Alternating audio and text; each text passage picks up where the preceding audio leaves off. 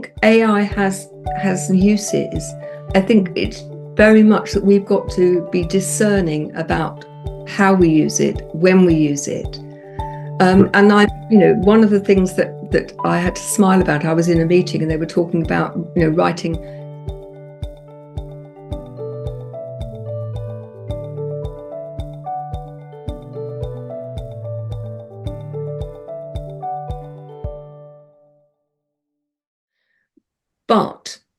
And if you remove the humanity from the connection with people, then I think that the sustainability is going to be very, very affected negatively, because people will vote with their feet. And very sensible businesses that recognize that will have a huge business advantage. Come to us because you can talk to a human being. You can already start to see some of the adverts are saying, we don't leave you grappling with the internet. You can talk to a person. If you want to do it through the internet, you can, but you've got the backup that you can always talk to a person. Those are businesses, I think, that are going to do well, whereas those that make the decision that, well, it's cheaper, we'll just use this particular technology and blow the customer, they're not going to survive in the long term. You're absolutely right. And actually, I should point, there is even a website called Get Human, which teaches you what combinations of digits you have to use to eventually, if there is a human at the other end. And I'll connect that back to the ethics of using AI. Why? Because if you look just from a profitability viewpoint, of course, the machine pays back faster and doesn't need so much care as a human answering the phone. However, it's sort of maximizing the profitability of the company with disregard for the customer, which is you and me and Isabella. And it's a disrespect. I find it's a disrespect for my time. I'm pretty good not to find the right answer on the answering system. And also, I measure the amount of time it takes me to even get to the right answer because of the engineering, the inhuman engineering of the machine, if I may say it that way. One of the things I've started to do now in the last few weeks is, if I have spent a lot of time trying to get a simple answer answered, and I have to say it's been 4 different banks have been the issue, I make a formal complaint. They have to compensate me. It means that my complaint gets heard, and I donate the money to charity, because it's not about the money, it's about them hearing my complaint. And if we don't actually complain, they will think it's okay. Better Business Bureau is my friend in this case in the US, which is like logging and following complaints. But even for the complaints, I got back to the machine. It took me a long time to speak to a human. But not going on a side subject. I definitely want to have an opportunity to continue this conversation, and actually looking forward to an opportunity for you and Isabella to discuss your books and. Before we do, I think it's important. I think AI has uses. I think it's very much that we've got to be discerning about how we use it, when we use it. And one of the things that I had to smile about, I was in a meeting and they were talking about, writing social media posts and articles using AI. And somebody said, I've got the antidote for that. I've got a piece of software that will tell you what percentage of your post is human and what percentage of your post is AI. And universities are using that, and schools and colleges. So I think that, we are going to find that, like most trends, it goes too far and then people bring it back again. Absolutely. And frankly, it's an amazing toy for me. And there are things I use it for, but usually, so for example, if I've done an interview, I will ask it to create from the transcript. I'll ask it to create me a description that's powerful for SEO. That's great, but it's based on my stuff, not its stuff. Absolutely. But going back to actually the role of the leader and the transformative role of the leaders, how do you see with AI in the background, with AI looming, big in this conversation and in general, as a technology? How do you see the role of the leader in changing the culture of the company? Because I don't expect them to be an expert on how to use AI, but I expect them leaders to drive their workforce to really use it ethically, effectively, properly, and let's say in a human way, not in a machine way. So we go back to what's the why? What's the why of the company?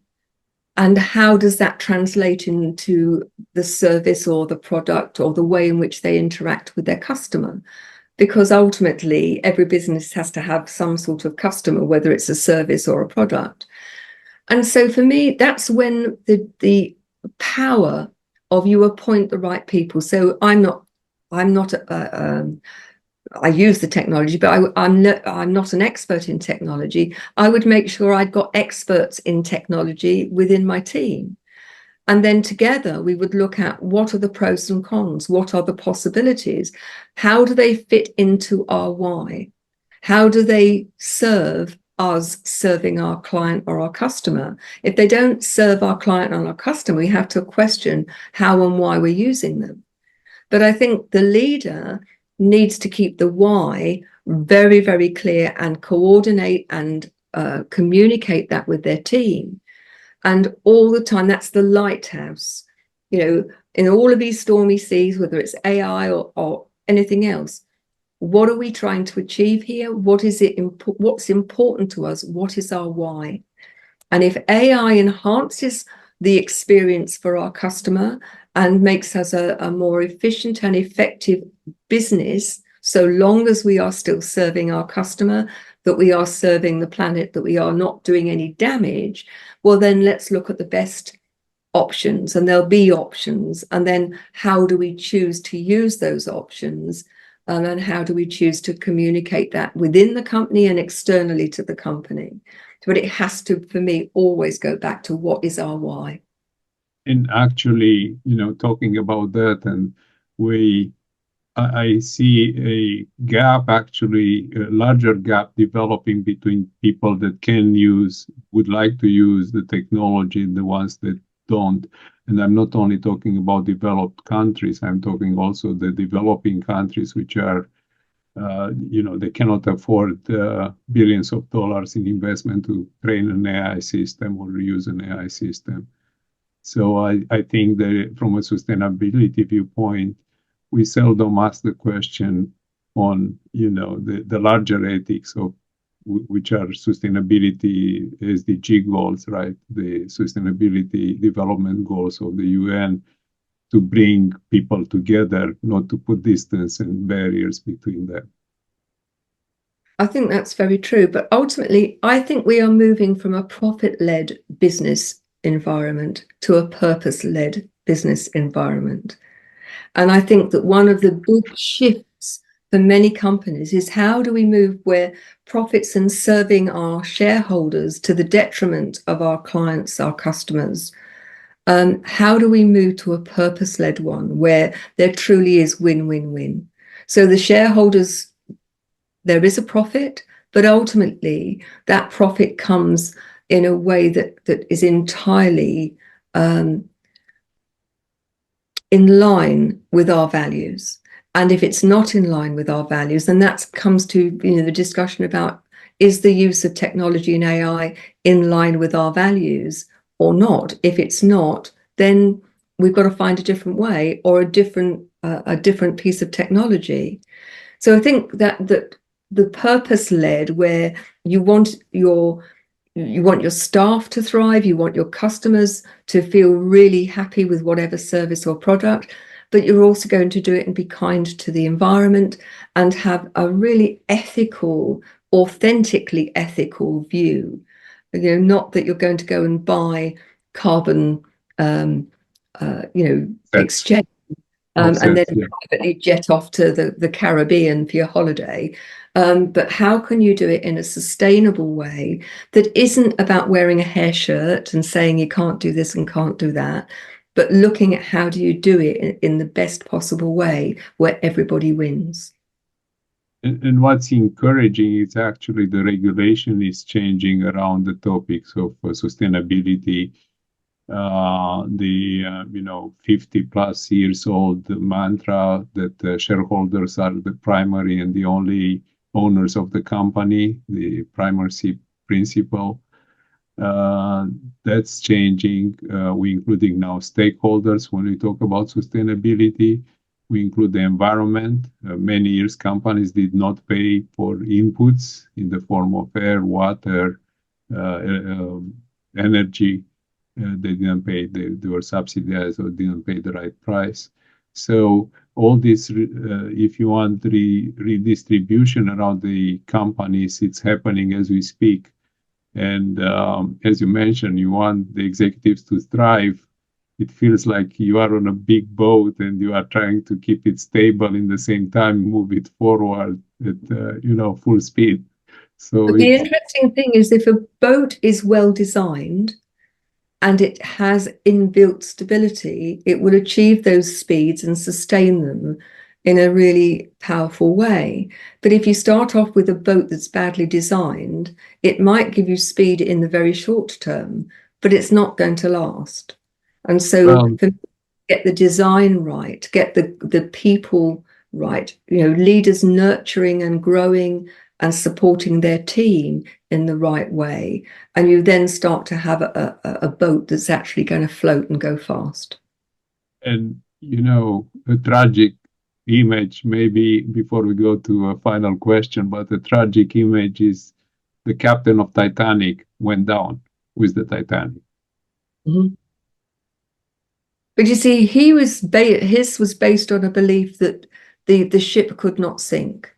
And even when the evidence of the iceberg and the hole was in front of him, he held on to that belief that this ship would never sink. Never sink. But And I think, unfortunately, it did. it did. And I think part of this is, you need to have beliefs that are strong, but at the same time, I think you have to be prepared to think differently and prepared to listen to advice. I'm not saying you listen to every bit. We want leaders, not lemmings.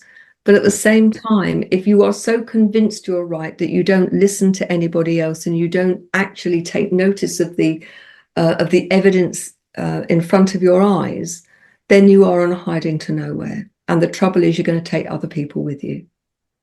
So we have one last question for today's interview. Definitely, we want you back at least for two interviews. Continuing this discussion as well as I would like to invite you to the roundtable with Isabella about your books and your views. I think there is a lot of value by you and Isabella talking about ethics, talking about the ethics of the new technology, the ethics of people.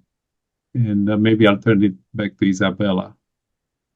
Thank you, Manuel. Thank you, Gina. Very touched by everything you just shared. And I'll testify one thing is that about the bots, it's definitely the age thing. I'm a millennial. I do not like bots. The only way I deal with them is I ask for a real human as soon as possible. So that's my approach. Yeah. I've discovered if you use a certain tone of voice, you're more likely to get put through to a human being quicker.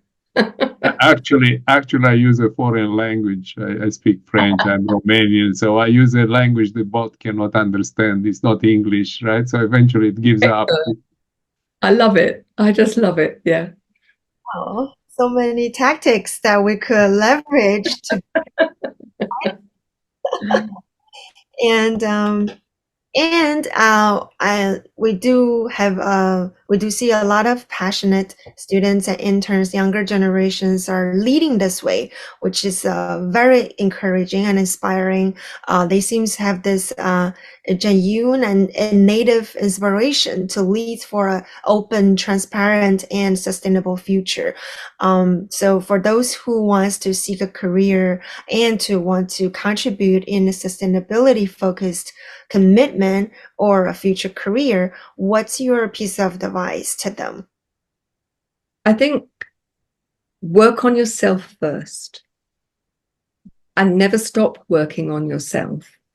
Do the inner work in terms of who are you, working on your self-worth, working on your capacity to take responsibility for yourself, your emotional intelligence, so that you manage your emotions before you deal with other people. If you're angry, for example, recognize what your values are and how do you know your own values are being met? Because more and more people will look for companies that have the same values and that the behaviors that underpin those values are in line with your own.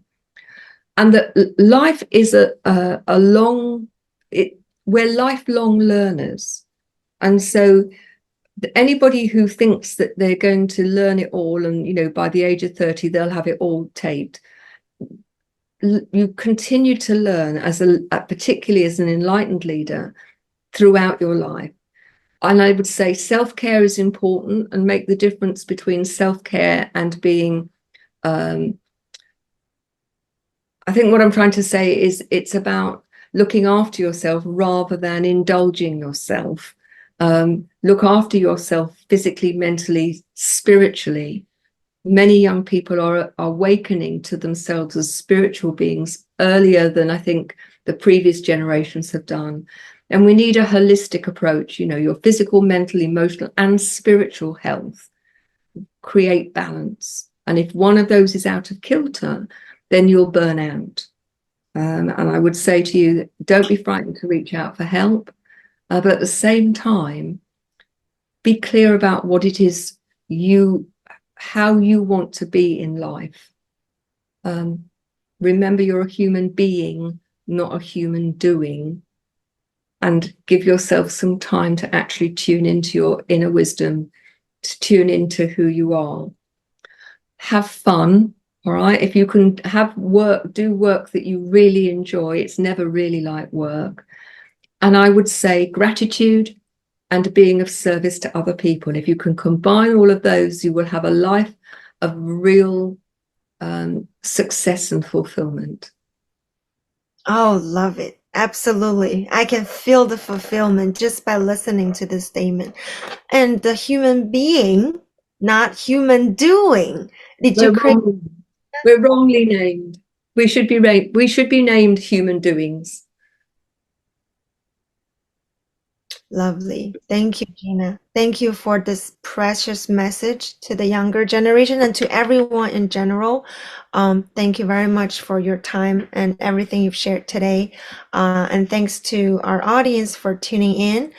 Make sure to join us every week for a new episode of AKFI's Actionable ESG Talk Series, where you can gain new perspectives on how to mitigate risk and create value by integrating ESG and digital transformation. Until next week, bye for now. Bye, Gina. Bye, Manuel. Bye, Gina. Bye, Isabella. And